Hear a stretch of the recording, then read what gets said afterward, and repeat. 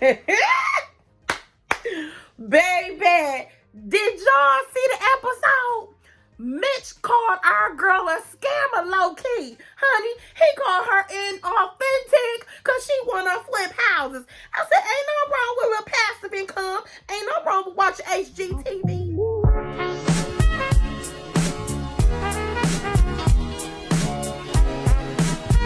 Hey guys, welcome to the Pretty Girl J channel. How you doing? Okay, I'm good. If you don't hear me well, that's because your girl is sick. I am under the weather. I caught some bug courtesy of Caleb's school, courtesy of some nasty child that don't want to keep their mask on. Okay, so bear with me. Your girl got her water. We gonna be all right. Okay, I'm about 3 days in, so it's almost gone. But I know a lot of y'all don't watch the show anymore because y'all say it's foolishness. But baby, let me fill you in. I'm going to fill you in the next 20 to 30 minutes on what this episode was about. And I ain't even going to gaslight you. I'm going to tell you exactly what had happened. Okay? I'm going to tell you exactly what they doing on this show. Acting a damn fool. Let's start with Mitch and Kristen. Honey, Mitch don't give a damn about an iron like he don't care about what Krysten talking about this whole episode. Krysten is sitting there letting the dog hump, dog handling his business, but whatever. Krysten is sitting there discussing what she would like in life, her dreams, her aspirations, telling him she want to flip houses, okay? She been watching HGTV like your girl on this good Saturday afternoon, you know, just trying to see how she can make a whole house into a palace. And he ain't paying no damn attention to her, y'all. He is sitting there. It's like I could tell when the light bulb went out. When he was like, I don't give a damn. Married at first sight. Y'all know how they do it. They give him a bottle of champagne and a card. So the card basically says, what will it take for you to fall in love with your spouse? It's a setup that Todd made. It's a setup. Excuse me. I have my water, y'all. Because all the question is loaded. Basically, and what they did this episode was gaslight. Okay? Each couple had one person who gaslighted them.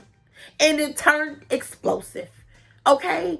So, Stacia and Nate, I already told y'all, Nate ain't built for this. Nate ain't ready for this, okay? He not ready to be an adult, if you ask me. Life ain't life in him like it's doing us, okay? Life ain't got to him yet, in my opinion, okay?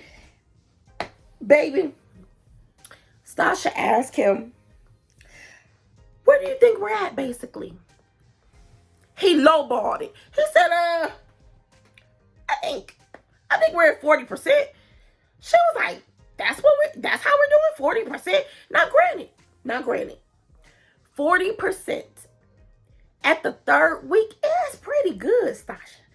Sis, you gotta kind of take it. You gotta kind of take it. This girl ready to fall in love, and she says, I'm at 80%. I didn't know we were doing that bad. He was like, well, I'm kind of lowballing because, he said, I'm kind of lowballing because, we're building that, a space of comfortability. Okay. Basically, he ain't left his drawers in on the floor in the bathroom yet, okay? So they ain't that comfortable to hit an 80. They still at 40, okay? He was like, we ain't got drunk together. I ain't cussed you out. I ain't told you your mama was dumb as hell. He ain't there yet. So she was like, well, damn, how we gonna get there? How we gonna get there? He was like, I don't know, but I'm done having this damn conversation. I ain't been in love since high school. I said, damn, teenage love, that teenage love. He ain't been hot about nobody since high school. I said, oh, poor little ting. That's who you married, Stacia, girl. That's who they hooked you up with. Foolishness. Anywho, Nate, honestly, he doesn't know himself. Okay, I get the questions she's asking. They're grown woman questions, okay? They're in-depth questions. And he just want to go yes, no, maybe. Okay? He don't want to explore the question. He don't want to go deep with the questions or give deep answers. He just wants to keep it all surface. And that's exactly what him and them damn Bill Cosby sweaters is giving. Surface. Moving on. As I was pouring out my heart to you, and you were acting goofy and wasn't listening, Mitch. Mitch said, no, I wasn't. Yeah, Mitch said, no, I wasn't. To be all honest with you, yeah, I wasn't listening. I'll tell you a little later in the episode why I really don't give a damn about what you want and what you're talking about. Okay, let's talk about Alexis and her gaslighting. Alexis, baby, answer me this. Cause you got your damn nerve. Answer me this. How you gonna gaslight Justin to be basically, he's pouring out his heart. He basically says, okay, I lost my virginity at the age of 20. I knew she was gonna give a classless ass response. Ooh, late bloomer. He said, I was trying to wait for marriage. But you know, I thought I was in love and I went on ahead and went there. I'm like, well, girl, when you drop your drawers at 12, what is going on? Don't do that, Alexis. Don't do that, okay? Every single time this man tell you something vulnerable about him, I swear, I feel like you go out your way to embarrass the hell out of him. I really do. I feel that way, sis. And I need for you to stop that. Stop that. That's why our men, preferably our black men, have a problem with opening up. Because we do shit like that. Okay? We do stuff like that. We emasculate them when we don't have to. So what? At 20, I like it. Thank you. And he did it trying to be in love. Okay? But the girl he says, so you love me? She says, now you said it. You opened that door. You said you loved him in that hotel room. Remember, y'all? Remember? On the honeymoon. Now you want to backpedal. He asked her, well, how do you love me? In what ways do you love me? Do you know this heifer? This girl on here gonna say, I'm uncomfortable with telling you that. The fuck? What do you mean, Oprah? What do you mean? Wait, I gotta drink my water. Before my voice started cracking even more, I gotta drink my water. This chick says, I'm uncomfortable with telling you how much I love you or how in love I am with you. What the fuck? She proceeds to bring up the candy store incident. And I'm like, girl, gaslighting. You bringing up that candy store incident. You just mad. But you just mad because he stood up to you. And because he stood up to you and didn't care nothing about you leaving, you and your dramatic exit that you wanted to make last week. She talking about she lost security. Girl, if that's all it took, girl, you ain't have it in the beginning. If that's all it took to be lost, get out of here. Alexis be gaslighting Justin for this whole entire season. She been doing it. She picks fights. She throws rocks. She hides her hand. I like her. I think she's beautiful, but I think she's toxic. Okay? I said it. Okay? Sis, you're toxic. Now, granted, we don't see everything. We see what they show us. But from what I see and how you speak and interact with your husband, baby, I want to know your story. Because you constantly picking at him and his story. And he's open. He shares. But whenever he asks you about yours, you become real numb. I would like to know more about your track star, Jackie Joyner-Kersee. I would like to know more about how you run. From your man don't talk much because your man ain't smart. Okay? Stacia. Nate is a horrible communicator. Typical, okay. Most men are not great at communication. Okay? But the fact that he is kind of keeping it surface, not digging deep, honey, he don't want to talk because he don't want to open those doors wounds because he don't trust you. Okay, he don't trust you. And baby, here's my tea. Here is some tea I got for you. If he don't trust you, baby, don't let that man in your house. How you gonna trust me and sleep on my good sheets in my new house that I built? Hello? Can I get a witness? Nate was so turned off by the question that the experts gave. He basically said, I'm picking up my phone to see what's on IG. And I think the rice is done. I said, baby, the rice is burnt. Baby, the rice was burnt. He went to go. He basically was telling her the conversation is over with and done. We don't need to talk about love. We don't need to talk about how to get there because I ain't there. Probably ain't gonna never be there. Okay, I'm still dealing with teenage love around here. You started gaslighting him. The conversation was done. You had a choice. You could have walked away and said, conversation is done. I'll leave you to your burnt ass rice and that orange chicken that it looks like you was making from the frozen food aisle, might I add. Instead, she says, so is this our first fight? Do you see me differently? I said, I see chick, see Stacia, boss baby. Boss baby. Learn when to walk away from a fight. Learn when to walk away from something that you ain't gonna get what you want, okay?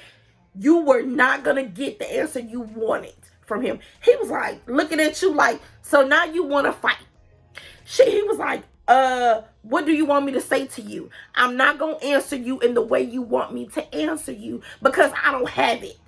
Okay? And that goes to tell you, these people they picking, married at first sight, they don't have the emotional intellect that they should have in order to put down on paper that they ready for marriage. They don't. Why your ass always looking like Crocodile Dundee around here? If you don't stop getting these Forever 21 hats, you and Ben, is the outlet somewhere around, y'all? Because Ben in the Forever 21 jewelry and you with these clearance hats is killing me. I said, Mitch, not only do you not know how to pick up an iron, but you don't know how to pick up a good hat either. Okay? Oh my Lord. When Mitch became DJ Khaled, we the best in that booth doing karaoke with Krysten, I hollered. He started freestyling. I said, look at DJ Khaled, look, cousin. He was rapping. I said, what in the Eminem?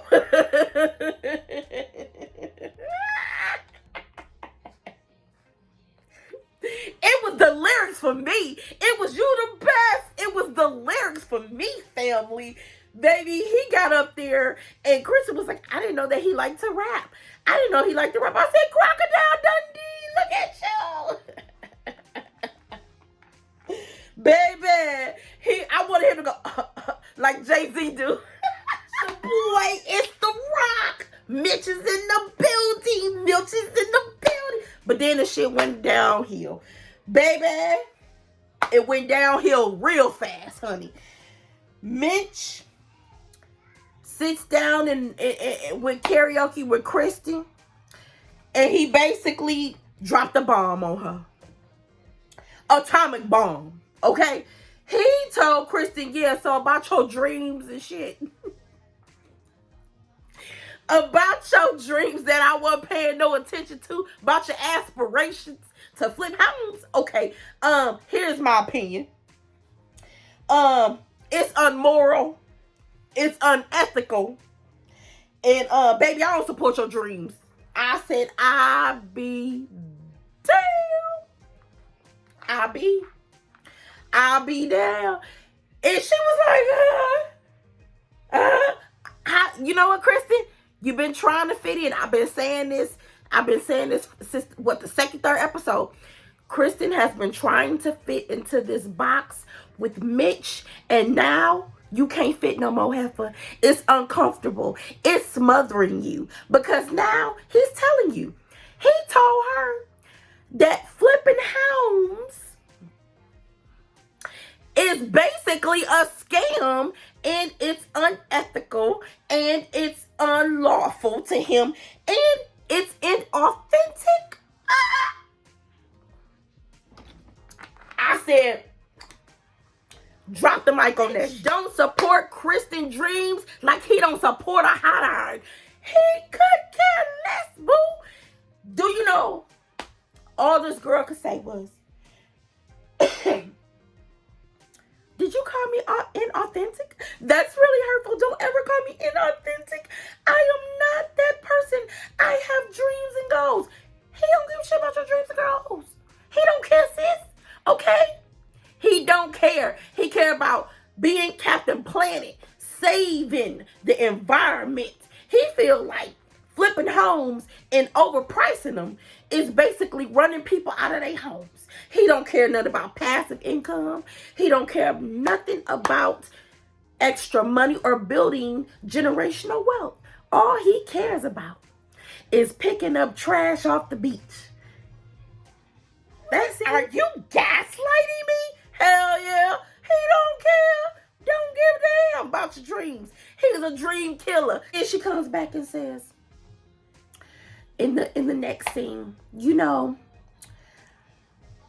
when you told me that you didn't support me flipping homes and everything, and you made those generalizations about me that were untrue, I didn't appreciate it, and I want you to see the value in me. I said, Krysten, 101 from a grown woman's perspective, if you gotta tell a man what you bring to the table, if you gotta tell a man how valuable you are, he don't see your value. Move your ass along. Get up. Sis, if I'm talking to you today, if I'm talking to you today, hear me. If you got to tell that man how good you are, what you provide, what you can do, what you bring to the table, if you got to tell him, he ain't for you. He should see that. He should see that by your actions. He should see that by how you walk, your femininity. He should see that. You shouldn't have to tell him shit. He should be like, I know I got a good one. Cause this one right here, this woman right here, this queen, this beautiful woman right here, I see her do A, B, C, D, E, F, G. I see her hold it down. I see her wake up early. She take care of the kids, tired as hell. Cook, clean, wash my fucking clothes, and give it to me how I want it. Krysten, that man still didn't hear you, because guess what he said? Guess what he said? I appreciate you. Baby, you say that to a stranger who's holding the door. When they open the door, you say, thank you. Thank you, sir. Thank you, ma'am. I appreciate you. Girl, he don't see your value or your worth. Move on. When D-Day come, you better not say yes to Crocodile Dundee. What does it take for you to fall in love? Miguel said her ass needs to calm down. Miguel is this close to leaving Lindy's ass. Miguel said not only is she on my neck, is she on my neck about this doggone healthcare that she ain't gonna get. But this girl is confrontational, and she love to cuss my ass out. Whenever, if y'all notice, if you guys notice, every single time Lindy gets heated or in a heated discussion, she starts cussing. Oh, baby, it just comes up out of her. It just comes up out of her. Oh God, it just comes up out of her. It's so funny to me. So they talk about love, and Miguel said, look, I'm not standing around. I ain't about to try to drag this out. You know, I ain't trying to drag love out. If it ain't working, if I see too much of your crazy, I'm out. She said, what about Grace? He said, Grace. I said, oh, here we go. He said, Grace is finite. And when my ass has had enough, I'm out. She says, well then, let's see your scoreboard. She said, I want to see your score board. She said, how many times does Lindy F up? 1, 2, 3. She said, yeah, I would like to see that. I said, girl. He was like, it's not about that. It's just, if it's toxic or unhealthy, I'm not going to stay in it. I'm not going to work through something that's not healthy. She was like, well, I guess that's where we differ because I am in for the fight in the win. I said, all right, Mike Tyson punch out. All right, Sonic the Hedgehog. Bad. You gonna stay and be Ike Turnered, okay? You gonna stay like Tina did until y'all end up in that damn limousine and she whooping your ass, Miguel. Baby. Lindy and Miguel, I'm sorry for some of y'all that think Lindy and Miguel gonna make it. Baby, I don't see it. Miguel is seeing her crazy, deranged, ain't even in a range, okay? And damn, she's showing insane, okay? Just admit, every time you question Justin, you are trying to find an outlet.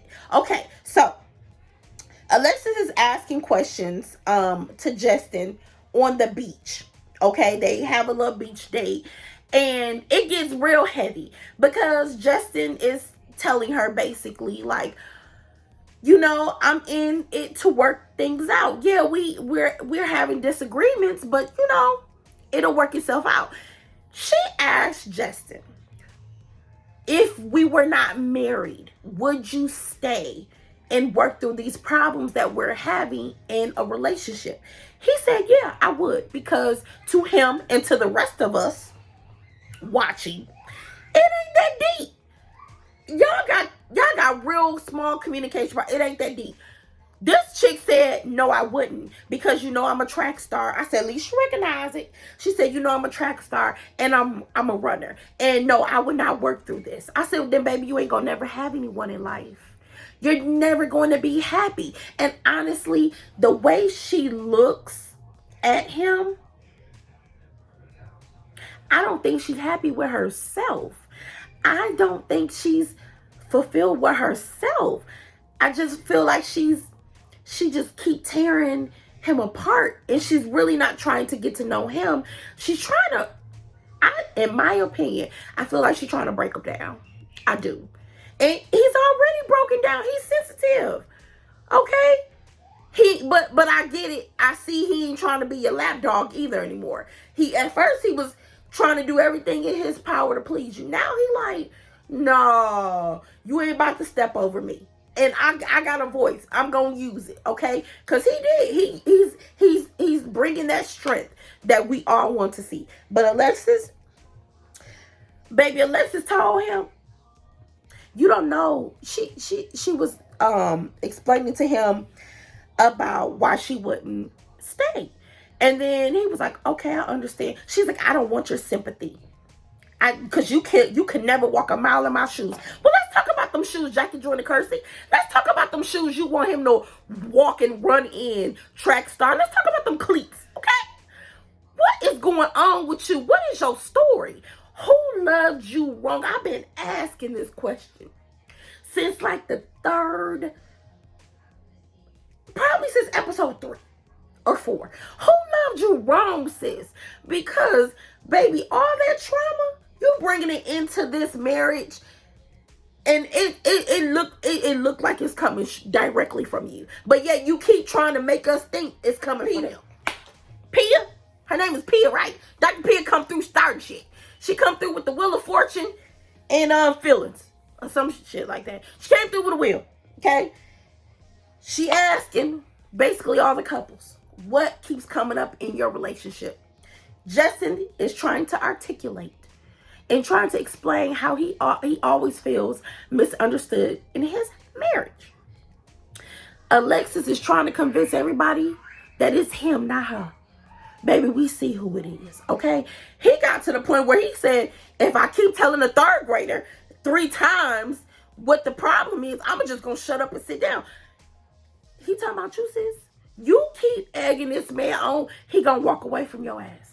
And I think that's what you want. Just so you can say, I tried, but it ain't work. Which I think that's what you're going to do on D-Day anyway. And say, I tried, but it don't work. So, anywho. Because he's not acknowledging his trauma from the past, he's bringing it into the marriage. I said, what? Wait, now what? Girl, we still gaslighting. we still gaslight. Girl, he ain't brought no trauma. Any question you're asking him, he's answering. He's trying not to bring anything. He's open. What else do you want from him? He answers your questions. He's open. He says he loves you. He's willing to work through it. What more do you want from him? What more do you want from him? Girl, I want to know. I'm telling y'all, I want to know her story. I want to know her story. But they move on to who they move on to? Mitch and Kristen. Mitch and Kristen said Mitch said he don't want nobody telling him how to dress, what shirt to put on. I said at least that shit was iron. You don't want nobody tell you what to put on and what to look like. But at least your wife tried to get you an iron to that shirt. You can be appreciative of that, Mitch. Okay? Krysten finally admits it. She says, I feel like I'm losing myself. I said, that's because you are, sis. I've been saying that. Krysten is too busy trying to fit in Mitch's box. She is losing herself. I see it. You too busy trying to go along to get along. And I'm going to tell you, when he denied them dreams and aspirations, that hit her. That hit her. She was like, you don't want to flip homes? Where you want to live? Because we can't live in this box. She's almost over Mitch. She's almost over him. Almost over him. Morgan and Ben. They ain't really got nothing, really. They kind of boring. I'm gonna be honest. The only thing is, Ben said, my wife looks icy. Okay. I don't want to look icy. Okay. I get it. I get what he's trying to do. I'm gonna need for you to leave that to your bros. Okay. She said, I don't want to be looking icy. I want you to say I'm beautiful, attractive, not icy. I said, okay. But they ain't really got nothing, y'all. They surface level too. Kind of boring. Got nice bodies. That's about it. We got to talk about Miguel. Because Miguel basically told her, almost told her. He saw that craziness come out, and he don't want to see that no more. And the more she keeps showing that craziness, he gonna be gone. He gonna be running. Stacia starts crying. She gets teary-eyed. Stacia said on her wheel of fortune lists in feelings, she feels lonely, vulnerable, and sad. And I said, oh, poor baby. Nobody wants to feel like that in their marriage. And though sometimes it can happen. It can. But that's how she feels. Why? Because she said Nate don't match her energy. She got big D energy and Nate ain't matching it. They said that's her opinion. I said, oh shit. Oh shit. Boy said, I signed up for therapy. I'm working on myself. What more do you want? Not the therapy. Not that I signed up for therapy. You think you doing something? Bro, that's that. You ain't doing nothing. Bro, we your communication, bro. For real. He said, I signed up for therapy. So I'm frustrated that you feel like I'm not trying and you have no faith in me.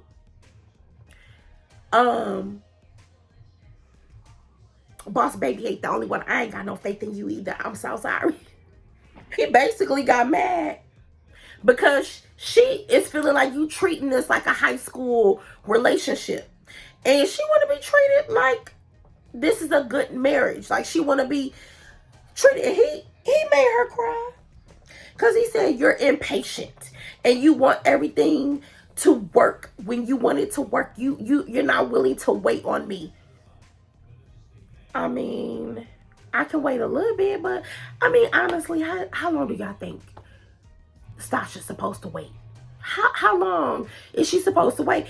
Maybe maybe she feel like you're supposed to be at a certain point of maturity in your life, and you're not there yet. Okay, you're just not there yet.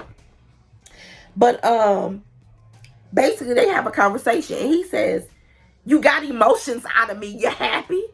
She was like, "Am I happy? Why would you say I'm happy? What? And he was like, "Yeah, because I was starting to think it was all me, but I see it's not me anymore. It's you.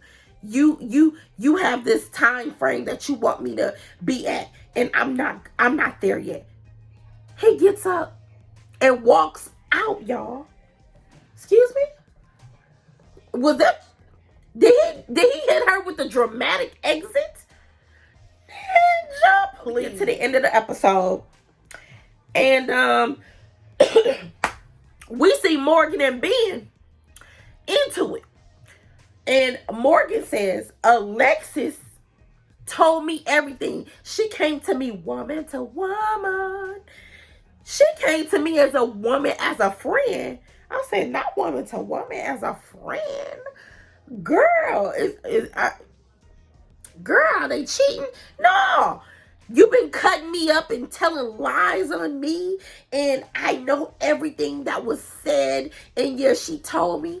Alexis, girl, what is going on?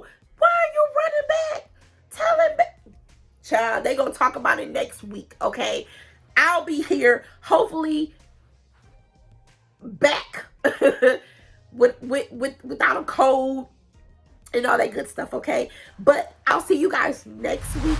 Thank you for watching. Thank you for listening and supporting me. I love each and every last one of you.